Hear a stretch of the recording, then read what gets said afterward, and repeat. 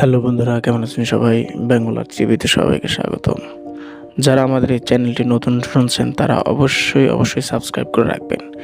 কে কোথা থেকে আমাদের এই ভিডিওটি দেখছেন বা শুনছেন তারা অবশ্যই কমেন্ট সেকশনে জানাবেন। আর যারা এখন আমাদের এই চ্যানেলটি সাবস্ক্রাইব করেননি, জলদি সাবস্ক্রাইব করে ফেলুন নতুন ভিডিও পাওয়ার জন্য। তো আমরা কথা না বাড়িয়ে গল্পে চলে যাই। বাংলার গ্রামে অনেক রহস্য লুকিয়ে থাকে, কিন্তু কিছু রহস্য এমন যেগুলো জানার চেষ্টা করলেই ফিরে আসা যায় না। আজকের গল্প তালগাছের সেই ভূত। একটা ছোট্ট গ্রাম, চারিদিকে ধান ক্ষেত। গ্রামের এক প্রান্তে দাঁড়িয়ে আছে একটা বিশাল তাল গাছ। গাছটা এত পুরনো যে গ্রামের বয়স্করাও জানে না কবে থেকে এটা এখানে দাঁড়িয়ে আছে। লোকজন বলে ওই গাছটা অভিশপ্ত। গ্রামের মানুষজন সন্ধ্যার পর ওই রাস্তায় এড়িয়ে চলে, কারণ অনেকেই দাবি করে রাত 12টার পর গাছের উপর কিছু নড়ে। কেউ কেউ শুনে মেয়ের কান্না, আবার কেউ কেউ বলে সাদা কাপড় পরা একটা ছায়া নিচে নেমে আসে, কিন্তু কাছে গিয়ে সত্যটা জানার সাহস করেনি। রাহাত শহর থেকে গ্রামে বেড়াতে এসেছে। সে এসব কুসংস্কার বিশ্বাস করে না। রাহাত হালকা হাসে আর বলে, এইসব ভূত টুত কিছুই না, মানুষ নিজেরাই ভয় পায়।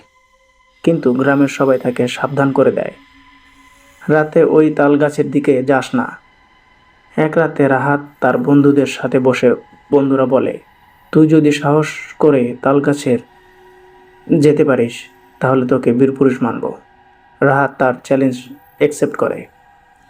রাত তখন 12টা, চারদিকে অন্ধকার।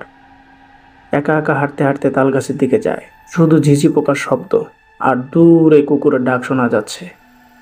রাত বাতাস থেমে যায়, চারপাশ অস্বাভাবিক ঠান্ডা হয়ে ওঠে। রাহাত গাছটার নিচে দাঁড়ায়। তাল গাছগুলো নিজেই নড়ছে থাকে, অথচ বাতাস নেই। রাহাত থেমে যায়। তার মনে অদ্ভুত একটা ভয় ঢুকে পড়ে। হঠাৎ গাছের উপর থেকে একটা সাদা ছায়া নড়তে দেখা যায়। রাহাত তাকিয়ে থাকে। ধীরে ধীরে ওইটা নিচে নামতে শুরু করে। সাদা কাপড় পরা একটা নারী। তার মুখ দেখা যাচ্ছে না, চুলগুলো লম্বা, মুখ ঢেকে রয়েছে। হঠাৎ সে মাথা তুলে তাকায়। তার চোখ পুরো কালো হয়ে আছে। রাহাত দৌড়তে চায়, কিন্তু পারে না। মনে হয় কে যেন তার পা আটকে রেখেছে। নারীটা ধীরে ধীরে তার কাছে আসে আর ফিস ফিস করে তাকে কিছু বলতে থাকে। হঠাৎ রাহাতের মাথায় অদ্ভুত দৃশ্য ভেসে ওঠে। বহু বছর আগে এক মেয়েকে এই গাছে ঝুলিয়ে আত্মহত্যা করা হয়েছিল।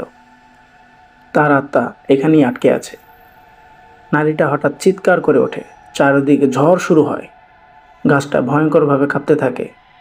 রাহাত চিৎকার দেয়, পালানোর চেষ্টা করে, কিন্তু নিজেকে মুক্ত করতে পারে না। সে দৌড়ানোর চেষ্টা করে। পেছন থেকে সেই নারীটা ভয়ঙ্কর হাসি শোনা যায়। পরের দিন রাহাতকে সকালে অচেতন অবস্থায় পাওয়া যায় গাছের নিচে। তার শরীর ঠান্ডা হয়ে আছে, চোখে ভয় জমে আছে। সুস্থ হওয়ার পর রাহাত আর আগের মতো থাকে না। সে চুপচাপ হয়ে যায়, রাতে ঘুমাতে পারে না। বারবার বলে, ও আমাকে ডাকছে। রাহাত হঠাৎ ঘর থেকে বের হয়ে যায়, সোজা হাঁটে তাল গাছের দিকে। পরের দিন রাহাত নিখোঁজ। কেউ তাকে আর কখনো খুঁজে পায়নি। আজও সেই তাল গাছটায় দাঁড়িয়ে আছে।